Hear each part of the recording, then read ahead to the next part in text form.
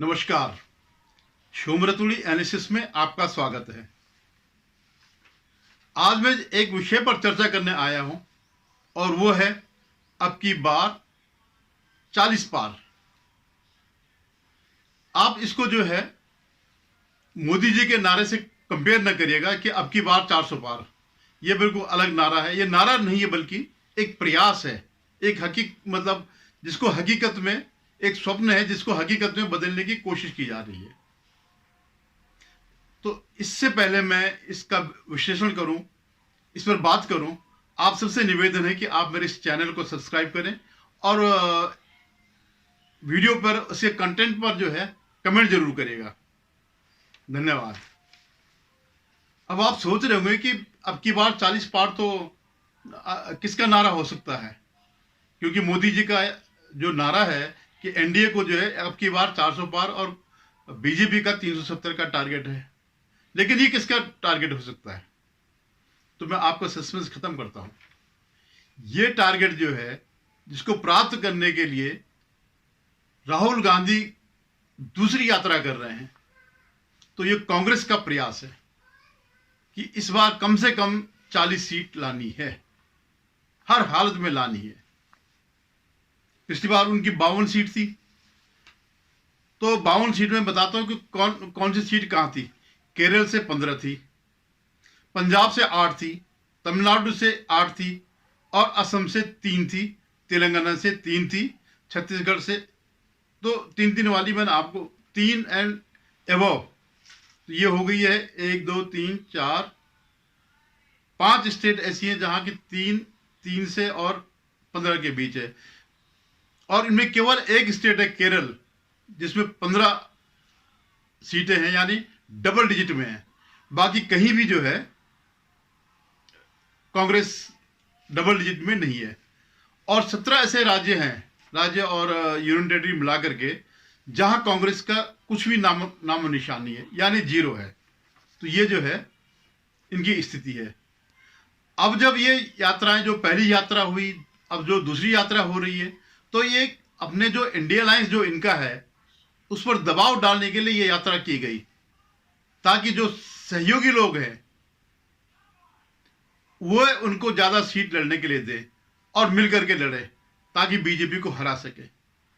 हालांकि स्थिति ऐसी है कि ज्यादातर जो सीटें हैं उसमें इनका और उसका आमना सामना है, बीजेपी का। और जहां जहां बड़े बड़े राज्य, जहां जहां बीजेपी और कांग्रेस का आमने सामना है, वहां वहां कांग्रेस मटियामेट हो गई, यानी कांग्रेस से कोई नामो निशान लेने वाला नहीं है। यूपी में 1 सीट है, बिहार में 1 सीट है, महाराष्ट्र में 1 सीट है, वेस्ट बंगाल में हालांकि बीजेपी नहीं है लेकिन 2 सीट है, मध्य प्रदेश में 1 सीट है, कर्नाटक में 1 सीट है, उड़ीसा में 1 सीट है, और बाकी गुजरात, राजस्थान, ऐसे कई राज्य जहां शून्य पे चल रहे हैं। बड़े बड़े राज्य की बात मैं कर रहा हूं। तो जब राहुल गांधी ने अपनी दोनों यात्राएं शुरू करी और दूसरी चल रही है, तो उसका एक ही उद्देश्य था कि बीजेपी से डायरेक्ट फाइट में तो कोई संभावना नहीं है, तो फिर कैसे 40 पार करें। जो पुराना उनका आंकड़ा 52 का था, 52 सीट का था, उसको उसके नजदीक कैसे पहुंचे। तो उन्होंने अपने जो गठबंधन के जो साथी दल है उन पर दबाव डालना शुरू कर दिया कि आप हमें इतनी सीट दो, कल हमें इतनी सीट दो। तो इस खिचड़ी से तंग आकर के सबसे पहले ममता बनर्जी ने बयान दिया कि तुम 40 पार करके तो दिखा दो। तो ये जो 40 पार का जो है, अब इनका नाक का प्रश्न बन गया है कि किस तरह से 40 पार करें। तो वो और पार्टियों पे और सीट देने के लिए दबाव डालने लग गई। तो आज लालू प्रसाद यादव ने भी कह दिया कि भाई तुम्हारी हैसियत क्या है। जब ये 9 से 15 मांग रहे थे, इनको 9 दी गठबंधन ने, तो ये 15 की मांग करने लगे। तो लालू यादव ने कहा कि तुम्हारी हैसियत क्या है 15 मांगने की। तो जयराम, नरेश, रमेश और ये जो भी इनके चेले चाट हैं, तो उन्होंने कहा कि देखिए हमने यात्राएं करी हैं और इसका प्रभाव पड़ेगा, क्योंकि पहले भी इनको सीटें मिली थी। बिहार में 1 ही जीत पाए थे गठबंधन में, हालांकि उसमें आरजेडी को तो 1 भी नहीं मिली थी। लेकिन आरजेडी ये मानते हैं कि हमारा वोट परसेंट ज्यादा है मुकाबले कांग्रेस के, इसलिए वो चाहते हैं कि इस उसमें हम मैक्सिमम सीटों पे लड़े तो हमारा जो अंडा है यानी जीरो का है वो फूट जाए और 2-3 सीटें किसी तरह मिल जाए। तो ये उन्होंने इनको दिया। तो इनके सामने संकट आ गया है। आप कितने ही दौड़े, कितने ही भागे, लेकिन सीट मिलना, जीत मिलना लगभग असंभव हो रहा है। आपने देखा ही होगा, इनके सारे बड़े बड़े नेता लड़ने से मना कर चुके हैं। उनको दीवार पर इबारत दिखाई दे रही है कि हम कहीं नहीं जीतने जा रहे हैं। अब जो इनके 3 स्टेट्स ऐसी हैं जहां इनको मैक्सिमम मिले थे, केरल में 15, पंजाब और तमिलनाडु में 8-8। अब मैं केरल की बात करता हूं। केरल में पिछली बार थोड़ा सा इनका आपस में समझौता नहीं था, लेकिन एक दूसरे के प्रति यूडीएफ एलडीएफ दोनों का थोड़ा सा सहानुभूति थी, तो इनको 15 मिल गए। हालांकि दोनों बार विधानसभा चुनाव में एलडीएफ को सीटें मिली। अब क्योंकि वामपंथियों का गढ़ केवल केरल रह गया, पूरे देश में सिमट चुके हैं, खत्म हो चुके हैं। अब उनको भी अपने अस्तित्व का ध्यान आ रहा है कि अगर हम ऐसे ही चुपचाप रहेंगे तो कांग्रेस बाद में खत्म होगी, हम पहले खत्म हो जाएंगे। तो इस समय केरल में जो इनको 15 सीट के लिए जो उन्होंने टारगेट रखा है, जो पिछली बार जीती थी, तो उसमें जो है 20 या 22 सीट है शायद केरल में। तो वो वामपंथी पूरा जोर, जितना इनका पूरा अलायंस है, एलडीएफ जो है, वो इन सीटों को जीतने पर लगा हुआ है। और अभी उन्होंने कई बार अखबारों में भी देते हैं कि राहुल गांधी की नाकामियों को जो है दिखाते हैं। इवन वायनाड सीट पर जो है, जो सीपीआई के जनरल सेक्रेटरी हैं डी राजा, उनकी पत्नी जो है वहां से लड़ रही है। अब आप सोचिए कि जो मुख्य सीट इनकी है उत्तर भारत में तो हार गए, अब जो दक्षिण की वायनाड की सीट है तो उसको तो बचाना किसी तरह है ही है। तो पूरा कांग्रेस का पूरे संसाधन, पूरी शक्ति, पूरा मैन पावर वायनाड में लग जाएगा। तो जो ये 15 सीट पिछली बार जीते थे, तो ये 15 में से रिपीट होना असंभव है। आप देखिएगा एलडीएफ जो है लाएगा। अब मैं दूसरी सीट बताता हूं, पंजाब। पंजाब में इन्हें 8 सीट मिली थी। और जो अभी इस समय अलायंस हो रहा है आम आदमी पार्टी के साथ, जो इंडी गठबंधन का जो है इनका पार्टनर वहां पर पंजाब में आम आदमी पार्टी है, वो वहां कोई गठबंधन नहीं करी, वो अकेले लड़ रही है। दिल्ली में भले उन्होंने 4-3 का फॉर्मूला कर दिया, लेकिन पंजाब में ये इनको 1 सीट देने को तैयार नहीं है। पर इसका परिणाम क्या होगा? इसका परिणाम यह होगा कि इन दोनों के वोट आपस में कटेंगे और बीजेपी और उसके जो अलायंस है, संभावित अकाली दल भी हो जाए, ये जो है कुछ सीटें निकाल लेंगे, कुछ वोट निकाल देंगे। तो 8 का रिपीट होना असंभव है। अब मैं तमिलनाडु की बात करता हूं। तमिलनाडु में डीएमके ने इनको पिछली बार 8 जितनी भी सीट दी होगी, लेकिन ये 8 जीते। अब की इनको 9 सीट दी है लड़ने के लिए। अब आप देखिएगा कि वहां पर 2 मुख्य गठबंधन की जगह 3 गठबंधन हो गए। डीएमके द्वारा, डीएमके वाला गठबंधन, एआईडीएमके अलग, और एनडीए का गठबंधन जिसमें बड़े बड़े लोग आ रहे हैं, अच्छे अच्छे नेता आ रहे हैं। और अन्नामलाई ने तो बिल्कुल मत रखा है, पूरा तमिलनाडु मत रखा है। तो जो ये 8 सीटें जो तमिलनाडु में इनको 9 सीटें जो दी हैं लड़ने के लिए, आप निश्चित माने कि उनके सामने अगर बीजेपी होगी तो बीजेपी के मुकाबले, कांग्रेस के मुकाबले वोटर जो है बीजेपी को इस बार वोट देगा। कांग्रेस वहां पर भी इसके सामने हार जाएगी, बीजेपी के सामने हार जाएगी। ऐसे तेलंगाना में पिछली बार इनकी 3 थी और 4 इसकी थी, बीजेपी की थी। तो इस बार भले ही वो विधानसभा चुनाव जीत गए हैं, लेकिन वो 3 से 3 मिल जाए तो बड़ी गनीमत की बात है। अब आप ये देखिए इनके गठबंधन का जो है, तो मतलब कोई संभावना नहीं दिख रही है। पूरा प्रयास ये हो रहा किसी भी तरह 40 पार कर दिया जाए और अपनी इज्जत बचाई जाए। महाराष्ट्र में भी कहीं कुछ नहीं हो रहा। उद्धव ठाकरे ने जो है अपनी सीटें डिक्लेयर कर दी। संजय निरुपम जो नॉर्थ वेस्ट से लड़ने चाह रहे थे, एक बार एमपी रहे भी हैं, लगातार 2 बार से 14 और 19 हार गए हैं। तो वो उस सीट पर कांग्रेस का दावा है, लेकिन उद्धव ने पहले ही अपने उम्मीदवार उम्मीदवार खड़ा कर दिया। अब आपको इसके पीछे आप देखिए, इसके पीछे कारण क्या है। दीवार पर साफ साफ इबारत लिखी जा रही है, दिखाई दे रही है लिखी हुई इबारत कि कांग्रेस का समापन हो रहा है।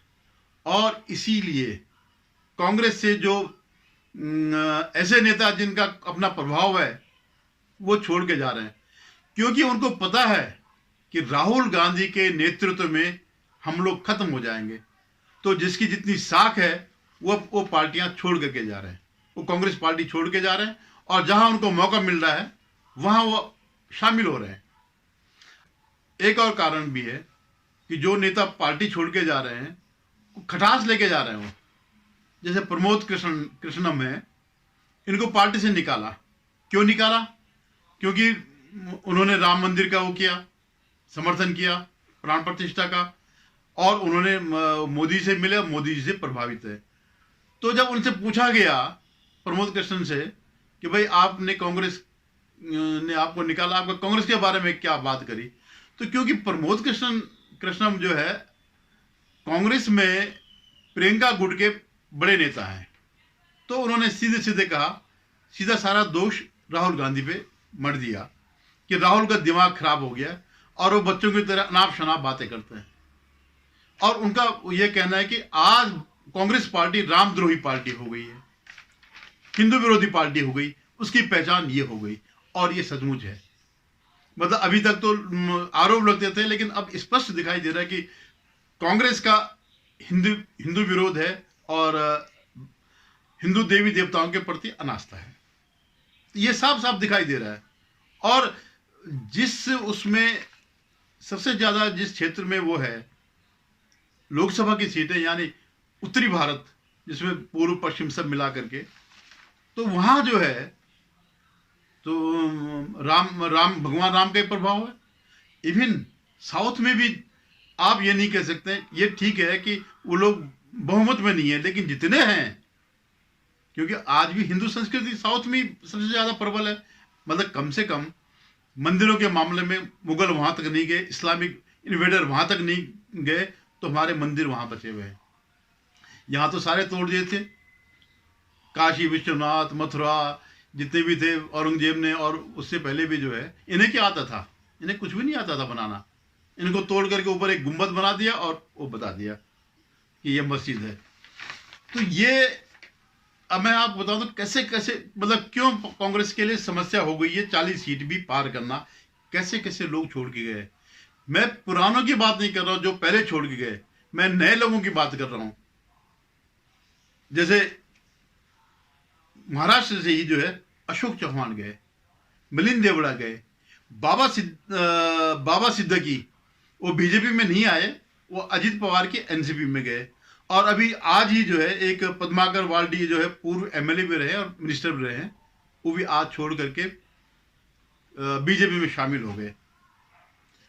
राजस्थान में आप देखिए, जब जहां जहां इनकी यात्रा हो रही है राहुल गांधी की, वहां आगे पीछे जो है इस ढंग की घटनाएं हो रही हैं।